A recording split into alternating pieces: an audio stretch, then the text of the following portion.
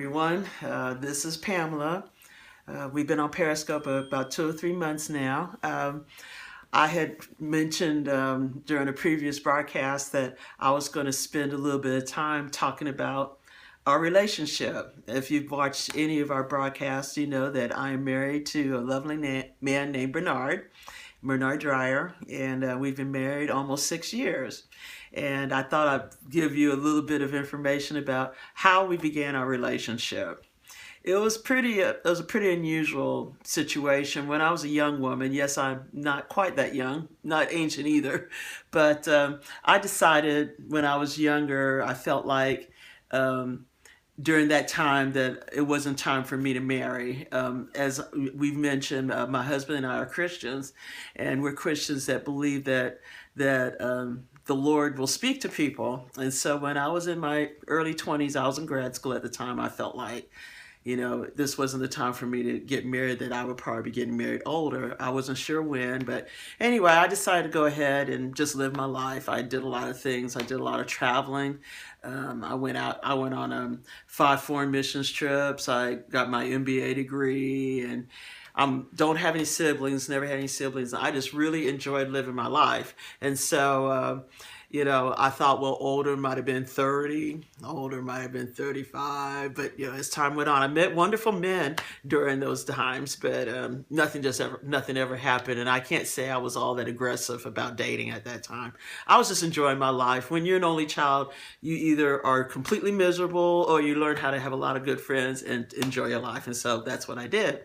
So, I started attending a church that we're a part of in 2004. And, when you go to a new church or in any new group or something, sometimes it might take a little bit before you start getting to meet people. Well, along the same time, Bernard was attending the church. I didn't know him at that time. At that time, this is the unusual part. At that time, he was married to a lovely woman. He had been married for decades. Wonderful woman, but she tragically died years ago, and so that's kind of how I came in the picture. And so what happened was about 2 years or so after maybe about a year or so after I started attending church, Bernard had a website where they featured a lot of audios from the church. The church didn't have a website at that time. And so I was a QA tester, quality assurance tester, on my regular job. So I'm used to going into websites, and if I see something wrong, I'm just used to that because that's what I was getting paid to do during those years. And so I found a few links that were broken. They pointed to files or pages that didn't exist, the infamous 404 page not found error. And so what I did was I said, well, let me go ahead. I didn't know who Bernard was or anything. I just knew this website. And so I decided to go in there and email them and tell them that I saw these problems. And so they communicated with me and asked me if I was a local person, because I said they didn't know. I told them I was local and that I was attending a church, and I described how I looked. And so the next time that I went to church, they were there. Bernard and his wife at that time, Michelle, came and introduced themselves to me. And so we became good friends. I mean, just wonderful friends. At that time, I was in a mode. My dad was ill. He had a stroke, and he eventually died from it. And so I wasn't in the mood to date or anything. I was just trying to take care of my dad. As I stated earlier, I'm an only child, so there was no one else. My mom, being older, she wasn't able to help. He had a stroke. He wasn't able to walk anymore, and he was in and out of the hospital. He had congestive heart failure, all the mess that you have when you don't take care of yourself. And so they asked me to sit with them at church. And so Bernard was sitting, then Michelle, his wife, and then I was sitting. We were just sitting, had a good time. We were on the phone and just had a good time. And I was mainly focused on my dad and my mom. And so unfortunately, years ago, after about 2 or 3 years of getting to know them, all of a sudden, she started getting ill, and it took a while to figure out what was wrong with her. It took about 2 or 3 months, and when by the time they diagnosed it, it was a rare liver cancer, and it's the type that they can't diagnose until it's too late to do anything. And within a couple of weeks, she had passed away. I'm going to backtrack because there's a piece of the story that I forgot. probably a few years earlier, I was thinking, I was wondering if I was going to get married. And like I said, we believe that God speaks to people. And so I prayed and I said, and I felt like that the Lord said that I would get married, but I didn't know to who or anything like that. I was just living my life. It didn't matter to me. I figured, well, I'll meet that person, that soulmate that I would connect with, not knowing that I had already met him. And so what happened was when his first wife died, he went through the grieving process and all of that. And all of a sudden, we found that we had chemistry. It was quite interesting because I had met so many men over the years. I mean, many over the years, and it was just amazing. The vast majority of them were wonderful men. Some of them are friends of mine today. One in particular lives here in town. We'll probably meet up with him or something one day. But I had known him since 1979. Like I said, several friends. But I would go out, maybe just hang out and things like that. And it just never connected. Never connected. And so it was kind of interesting to me because I'm AARP age. When I married, I was AARP age. For those of you young people, you may not know, AARP is the American Association of Retired Persons, and you have the minimum eligibility age is 50. And so I married past 50. Only marriage. I had not dated in probably 25 years, but I met this man, and like I said, I didn't know when I met him that I would be married to him years later. And we married on December 18th, 2009. So in December, we will have been married 6 years. The thing that was really interesting about that was, most people, they may not find themselves in the situation that we were in. Some may have never been married before. Some may have been married and divorced. So if you've been married or divorced and you've been in a relationship, you can kind of get with what I'm going to kind of share a little bit about as far as our romantic journey. Sometimes when you've had issues in the past, you kind of you either learn how to communicate well during the courtship, or the thing would just bust up. And what happened with me, since I really didn't date a lot, I went out a little bit when I was in college, but I really didn't date too much from my mid-20s until Bernard and I started dating. And the one thing that I found was, maybe a lot of people didn't feel this way, but I did. I had wondered if he or whoever, if the person had been divorced or the person had been widowed, if I would be how I would really fit, because I wasn't like the first person, like I said, I'm talking about in a marriage relationship. And when I was young, I kind of wondered about that, because I had seen situations with friends and famous people where they had been married before, or either the wife died or there was a divorce or something like that, and that second person could not really that person was always like a ghost in the background. The thing that was interesting was when Bernard and I, we were just talking, we weren't really planning to date or anything. It just kind of happened. And the thing that was really wonderful for me was he was very, he understood that I had not dated a lot, and he was very forthright in how he approached things. He made assumptions that, he tried to anticipate maybe some feelings that I had before I had to say anything, which was quite nice. And the one thing that I think that we really learned through the fact that he had lost his first wife, and also the fact that we're marrying true cultures. It's not so much the skin color that's the issue. Cultures. We have an American and a European that got together.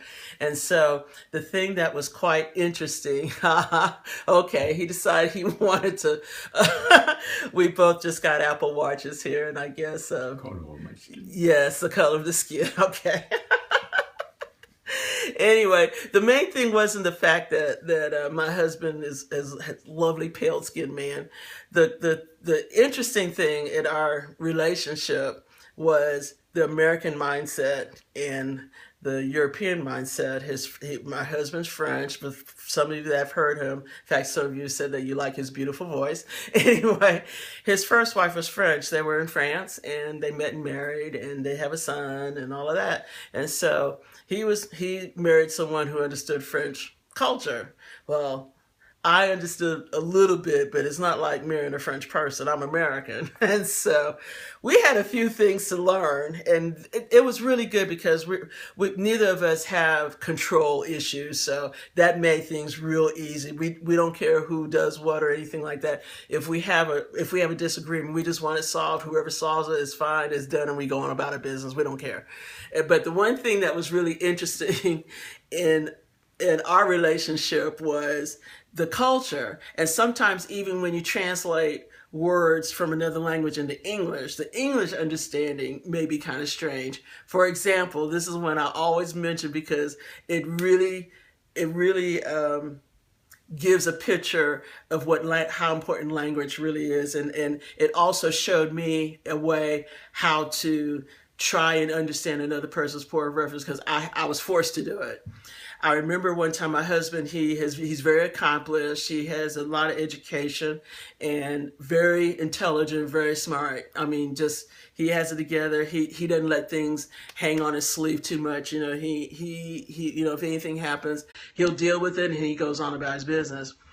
But there would be times that he would do something minor, but it wasn't perfect. And he would say, "Oh, I was just stupid," you know, and he said it maybe 2 or 3 times. And, you know, in America, you call somebody stupid is really a derogatory term. And so I'm thinking he's beating up on himself, that he's demanding perfection of himself or something. So I didn't know. And so I was quiet because we were dating at the time. You know, I was just kind of feeling him out, see how he was doing. And so I brought it up and I basically said, "Bernard," I said, "You're an intelligent person." I said, "I've never known you to dog yourself like this, you know, talk down on yourself like this." Well, he told me that in French, I forget the French word, but the word that they translate, the word that they translate as stupid in English means silly. Why did I do that? You know, something like, oh, why did I drop that tissue paper? You know, or whatever. But he would say stupid, so I learned that was different. And I think another one is mistress. The word mistress is girlfriend in French. Well, we know mistress here is jump off, or, you know, an adulterer or something like that. You know, things like that. But anyway, through all of that, being in a cultural relationship, we learned how to communicate well. If Bernard says something and it doesn't sound like the type man I know he is, and he'll do this with me, we'll ask, "Could you rephrase what you just said? You know, maybe say it another way," or something like that, so that we make sure that we're understanding each other, because we could have fights and all kinds of things because it just didn't sound quite right, and it was just because of a word that we used that was understood differently from the other person. But it has been a delightful journey that will continue for many years. I guess I'll close with this. One thing, since I had a lot of time to think about the type of man that I wanted, there were a lot of things I thought that would just really be nice to have. One, I said I would like to have a husband who was my height. I just wanted a husband. I didn't want him real tall or short. I wanted him my height. We were within a half an inch of each other in height. I also thought that, I wasn't necessarily looking for it, it just kind of happened. And I wanted someone that didn't mind cooking. I just had this picture. I said, it would really be nice if I had a husband that liked to cook. We could both cook in the kitchen and stuff like that. The man can make some French food, old time, rural. He calls it food for the peasants, food for where he can cook some food. In fact, he cooked us some chili tonight with beef and deer meat mixed up, and with some beans and stuff. It was so good. But anyway, it was just so funny when I thought about over the years of things that I thought that I would like in a person. I actually got it. The only thing that I didn't get, I had always said that I wanted big round eyes, preferably brown. I mean, all the guys I looked at, they were just huge eyes because my dad's eyes were like that, like mine. And what was so funny was my husband's eyes are brown. They're lovely brown, but they're not big and round like this. That's the only thing. They're just not big and round. But I got the man of my dreams. I really did, and I'm just so grateful. And I know that, like I said, we both like technology. We have an amazing a lot of things in common. But I think about, from time to time, just how I ended up in the relationship like this, and it didn't come any way that I thought it would come. And I would just tell anybody, you never know how the thing's going to come together for you. I never thought when I was young that I would be marrying a widower. It just never occurred to me, even as I got older. But like I said, you never know where that person may come from. I could have lost hope because I was past 50 when I married, only marriage. I could have lost hope, but I just decided to live my life, live my best life, enjoy it, go out. I would encourage anybody, if you're kind of stuck, you think you're bored out of your mind or whatever, join some clubs. If you're in a church, try and hook up with people of like mind if you can. If not, maybe other interests that you may have, technology, music, whatever. There are ways to meet people, and friendships and things like that. And you never know. As I stated, I was a caretaker for my dad, and I wasn't looking for romance at all. I was quite distraught. My dad had died. I was doing death business, all of that. But it happened. I mean, it happened, and the way it came together is just so precious. And we've walked through some things the last few years with my mom, and we were able to walk through that, and being mature people, and he was just a gem. And I hope that for those of you, if you're looking for a relationship like that, I hope that you are fortunate enough to find someone like I did. And we're going to be ending this here. I didn't want to take too long here, but just to kind of give you an idea from my perspective how we got together and ended up we both love technology. I'm a software developer, and I can do testing and things like that. And my husband likes engineering and all that. So we talk all that stuff. But, I just hope that all of you, whoever is watching this, either live on Periscope or on our blog, that you'll be able to find someone and just live your life, and don't let depression get to you and things like that, because if I can get married past 50, my first marriage, most of y'all will find somebody somewhere. And so anyway, I'm going to end this broadcast. I want to let you know that this video will be on our blog, letgoletsgo, which is www.letgoletsgo.com. You can follow me if you're watching at PGC Friend 2 on Twitter and on Periscope. My husband Bernard is on Bernard, BERNARD, Dreyer, DREYER, on Twitter and on Periscope. And we'll end this for now, and we will catch you next time. Bye-bye.